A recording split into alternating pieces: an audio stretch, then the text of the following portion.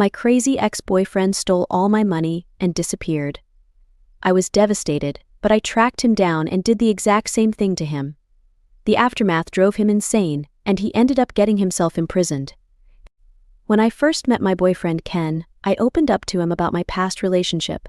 I told him how abusive my previous partner was, and Ken assured me that he would take care of me.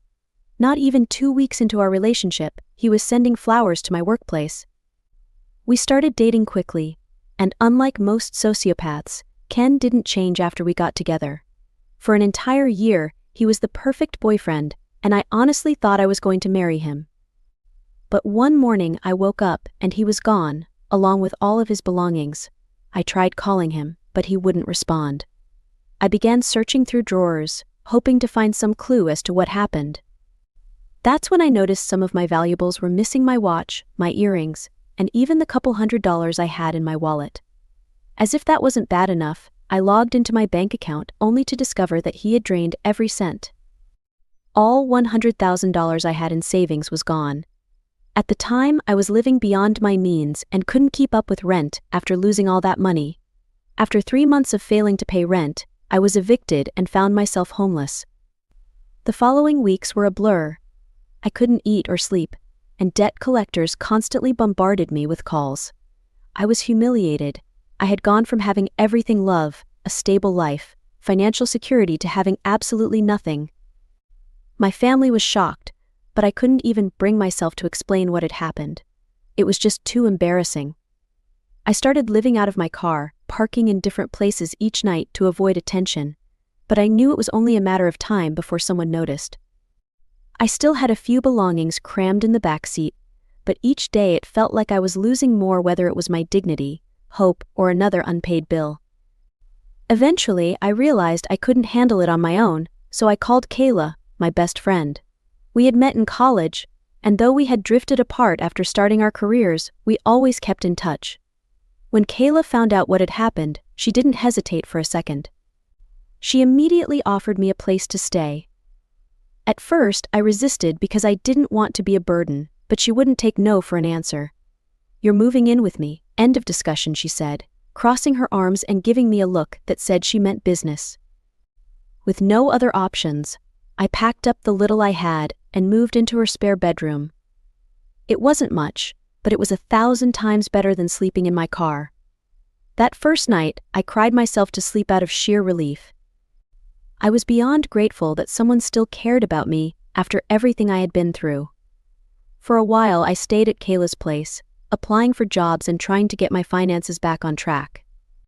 But no matter how hard I worked, one thought kept gnawing at me: Ken was out there, living his life with my money, probably laughing about how easily he had fooled me. The rage I felt was overwhelming. I wasn't the type to let things go easily, and the more I thought about it, the more determined I became to track him down. I knew it was crazy, and I debated whether I should just let it go and focus on rebuilding my life, but I couldn't. That's when I decided to hire a private investigator. It was a stretch because I didn't have much money left, but I scraped together what I could and hired someone to find Ken. It worked. Around the same time, I had started working at a coffee shop, so I was beginning to earn a little income again. I needed to know where Ken was, what he was doing, and if there was any chance I could get my money back. After a few weeks at Kayla's, I started feeling guilty. As much as she assured me that I didn't need to worry about rent, it didn't sit right with me. She was my best friend, and I couldn't take advantage of her kindness. One morning, over coffee, I decided it was time to figure things out. I told Kayla that I wanted to start paying rent, but she refused, saying I was her best friend and didn't need to.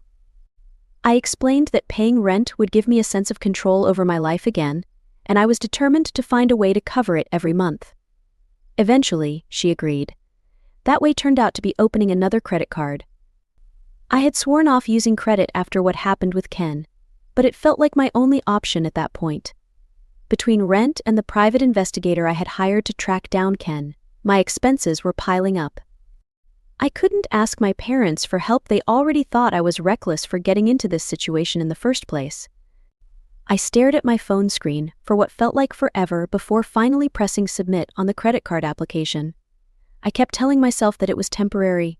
Once I tracked Ken down and got my money back, I could pay off Kayla, the PI, and clear all my credit card debt. But even though I kept reassuring myself, seeing the charges rack up made me feel sick. The PI wasn't cheap, and I had to use a significant chunk of my new credit limit just to cover his weekly payments. Each week, he would send me updates, another clue leading to where Ken was hiding. Kayla started to notice that I seemed more tense than usual. One night, as we were watching TV, she asked if everything was okay, casually mentioning that I seemed stressed. I didn't want to burden her with the details, so I said I was just trying to balance everything. She suspected it had something to do with the PI and told me not to go through with it, that I shouldn't have to go broke trying to fix this. She was right, but I didn't tell her I had already gone through with hiring the PI. I felt guilty for hiding it, but I kept telling myself that once this was all over, I would get my money back and pay her back too. I just needed more time. Kayla gave me a look but didn't push further. I was already in too deep, and I had to believe that it would all work out. Within 2 weeks, the PI tracked Ken to another city. He was living under a fake name, using false documents, and still living off the money he had stolen from me. When I saw the pictures of Ken, the anger inside me reignited. I wasn't going to let him get away with it, but I needed help. That's when I thought of Sarah. Sarah and I hadn't spoken in years, but back in college, we were close. We hung out with the same friend group, and if there was one thing to know about Sarah, it was that she thrived on chaos. She was always getting into trouble but was incredibly smart about it. I knew she could help me get back at Ken. I reached out to Sarah and explained everything what Ken had done and how I wanted to ruin him, not just financially, but emotionally. I wanted him to experience the same pain and betrayal that I had. Sarah asked what was in it for her. I promised her a portion of the money once I got it back, and with that she was on board. The plan was simple. Sarah would seduce Ken, gain his trust, and worm her way into his life, just like he had done to me. Then, she would take everything from him: his money, his dignity, and his sense of control. The first time Sarah saw Ken, it was almost too easy. He was sitting at a bar, and she, wearing a tight black dress that hugged her curves, confidently walked right up to him. They talked for a while and danced for hours. Sarah had a way of capturing his attention without giving everything away. Within a few weeks, Ken was wrapped around her finger. He had no clue she was working with me.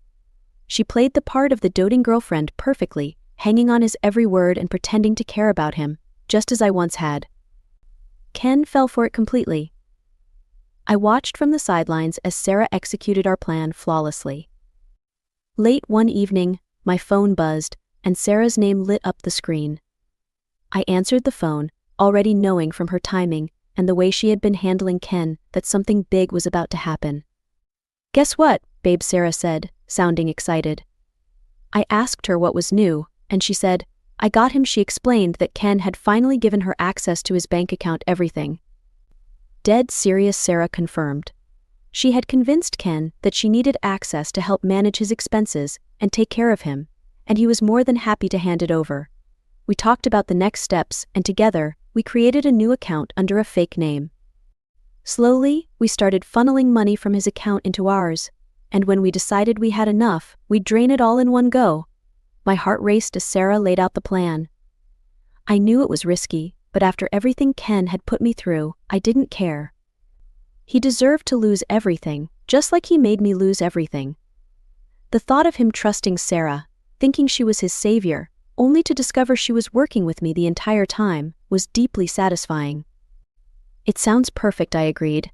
Sarah said she would handle setting up the new account, since she had more experience with this kind of thing. I knew this wasn't her first time doing something like this, so I trusted her completely. She assured me there would be no way to trace it back to us, and by the time Ken realized what was happening, the money would be long gone. After I hung up, I felt a wave of satisfaction wash over me. Everything was finally falling into place.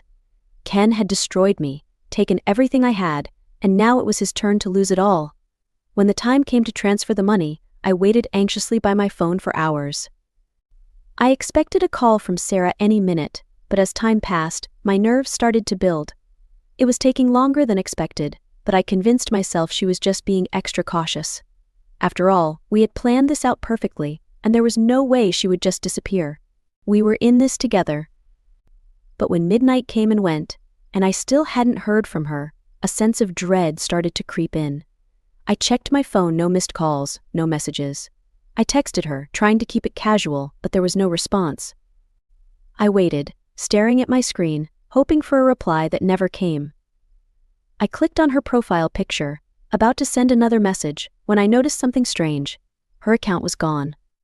The chat we'd been using for weeks was suddenly empty, no profile picture, no username. A cold wave of realization hit me. Panicked, I checked my other social media accounts, but it was the same. I was blocked on everything: Instagram, Facebook, even TikTok, where we used to send each other memes. It was as if she had vanished into thin air. She was gone, and so was the money. My stomach dropped. Sarah had played me just like Ken had. I tried calling her, but it went straight to voicemail. I dialed again and again, but nothing. She had completely cut me off. I sat back on the couch, clutching my phone in disbelief. How could I have been so stupid? Just when I thought it was all over, I got a call from Ken. He had figured out I was behind everything, but I wasn't going to let it happen again. I knew enough about Sarah to blackmail her, and I had plenty of dirt on her. If I went to the police with what I knew, her life would be over. I called her one last time from Kayla's phone and gave her an ultimatum: either she gave me my share of the money, or I would expose everything. Sarah fought me on it, of course, but in the end, she knew I had the upper hand. A few days later, she transferred the money to me, and he was furious. He threatened to ruin my life, just like I had ruined his. At first, I shrugged it off, thinking he was just angry and blowing off steam. But then strange things started happening. Packages I hadn't ordered began arriving at Kayla's apartment, and debt collectors started calling about loans I hadn't taken out. It didn't take long for me to realize that Ken was behind it all. He was trying to get back at me, just like I had gotten back at him. Then, one day, the police showed up at Kayla's door. They said they had received a tip about stolen goods in the apartment. I knew immediately who was behind it: Ken. But Ken had gotten sloppy.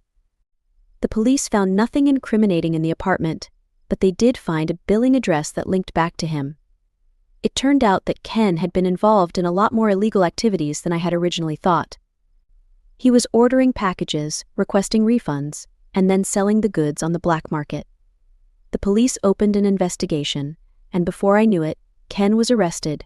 He was charged with fraud, conspiracy, and several other crimes. I reached out to Sarah and explained everything what Ken had done and how I wanted to ruin him, not just financially, but emotionally. I wanted him to experience the same pain and betrayal that I had. Sarah asked what was in it for her. I promised her a portion of the money once I got it back, and with that she was on board.